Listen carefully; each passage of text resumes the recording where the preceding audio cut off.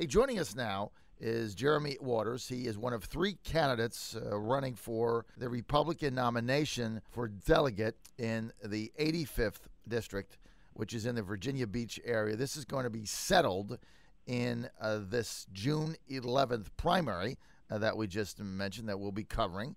And the three candidates in this race are Jeremy Waters, Gary Byler, and Scott Taylor. Now, Jeremy, great to have you with us. Hey, good morning, John. Thanks for having me. Well, here's my first question, Jeremy.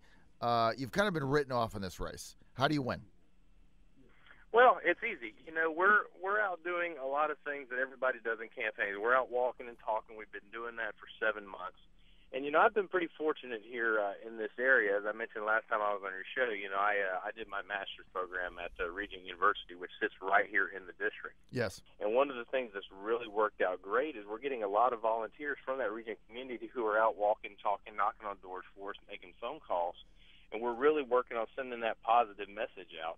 And I think that's been lacking in a lot of areas in politics here lately, especially in campaigns, is somebody that can bring a positive energy and make people feel good about what's down the road in government and what somebody can present. I mean, let's face it, your average voters, they want their trash picked up, and they want to make sure somebody's on the other line when somebody calls 911. But beyond that, they don't really engage much. So what they need is somebody that can knock on their door and tell them they're there for them. They want to hear what issues are important to them and what they plan to do for them. And that's what we've been doing, and it's really resonating with people. Hey, Jeremy, there's been a lot of negative campaigning amongst the other two candidates. One of the candidates, Scott Taylor, former Navy SEAL, he's run for office before, and he's launched a pretty vicious attack on Gary Byler. Somebody showed me one of his pieces in the mail. He's got radio ads attacking him. Byler's now fired back. How do you think all that's playing out? Well, you know, I try to look at the big picture in anything I do. And, you know, these guys, they run their campaigns how they feel that they can win and best represents what they're trying to do. And I've run my campaign the way that I feel is best representative of the people of the district, the party, and what's best representative for, you know, somebody looking to replace Delegate Tata, who, let's remember, he held this seat for 30 years. I mean, he's pretty much an institution in the General Assembly along with Bob Perkey and some others. And for me, when I look at the big picture, you know, it goes back to what I was talking about a minute. You got to bring positive energy to these types of races. Right. And, you know, in looking in the long run, regardless of who the candidate is, if it's one of those two individuals, I think it's really going to hurt the party in November. Let's face it, you know, Bill Dale, the Democrat that's going to be running in this race, it's going to be a tough race no matter who's facing him. And the last thing we need is Republicans beating up Republicans and trying to win the primary. Winning the primary is great, but it means nothing if you can't win in the general election. And I really think it's kind of a shame it's come to this. And the bigger tragedy is, you know, how somebody like Delegate Tata can hold this seat for 30 years, and then when he retires, we're looking at the real risk of possibly losing this seat if we don't kind of get our act together. Jeremy Waters, let me ask you this. You said you've knocked on a lot of doors. When you knock on doors and you talk to people, obviously you're talking to Republicans because you're targeting people that are going to likely show up in this Republican primary in 6 days. What are they saying? What's on their minds? Well, the biggest things that are on their mind, you know, Tim Kaine came out with a report about sequestration that's coming down. Down here in Hampton Roads, we've got a lot of people who are related to the defense industry, whether they're defense contractors, people in the military. So there's a great deal of concern about that. You know, what can be done to ensure that, you know, we keep the economy here in Hampton Roads strong. Those are issues they're worried about. People are still concerned about transportation and what that's going to look like, when it's going to come down the pipe, and how that's going to really improve the situation here.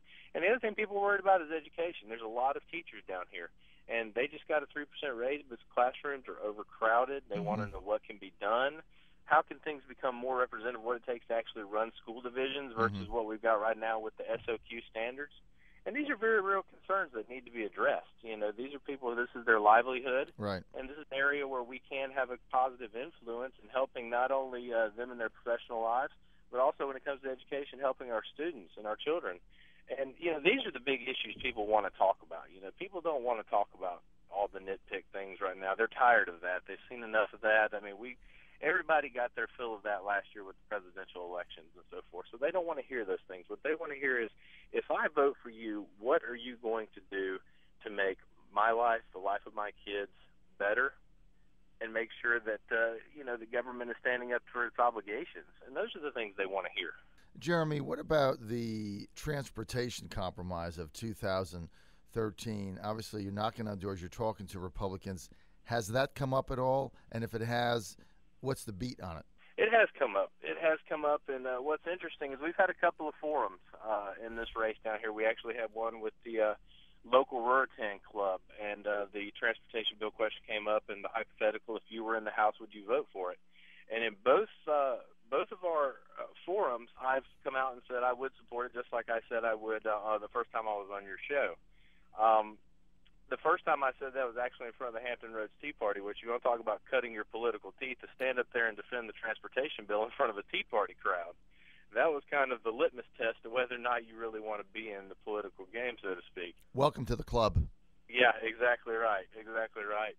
But it does come up, and people are concerned. You know, a great example is right here, I-64. There's only one exit in Virginia Beach. I was talking to a gentleman just yesterday, and he was telling me about how transportation is affected him. He worked for a defense contractor, and how the military is worried about mobilization with transportation. Right. So there are a lot of aspects beyond just working on infrastructure of transportation down here in Hampton Roads that concerns people and that should be addressed. I think we're on the right path now that we've got the transportation bill in place and passed. I think it's going to do a lot of good. But there are people that are still concerned about how do we actually put this into play and how do we make it efficient, you know, because efficiency has been lacking in a lot of areas for a lot of years in government as a whole. So now that we've passed it, how do we ensure that it's efficient is the next step. So, Jeremy, of the three candidates, you're the only one that was in favor of the 2013 transportation compromise, right? I was, yes. Right. And so what we've heard is that the quote-unquote Tea Party or conservatives are up in arms over it, and they were going to make a bunch of challenges. So far, they've not been able to unseat anyone. My view on it has been that if you put it on the ballot as a referendum, it would pass 75-25. It's going to be interesting to see how that plays out in your race. Jeremy, we're out of time. If people want to get involved with your campaign or they want more information, where do they go? What do they do? Well, next Tuesday is Election Day. You can visit my website at www.jeremywaters2013.com, or you can visit our Facebook page at Jeremy Waters for Delegate. Okay, Jeremy, great to have you with us. This is All right, the John Fredericks Show.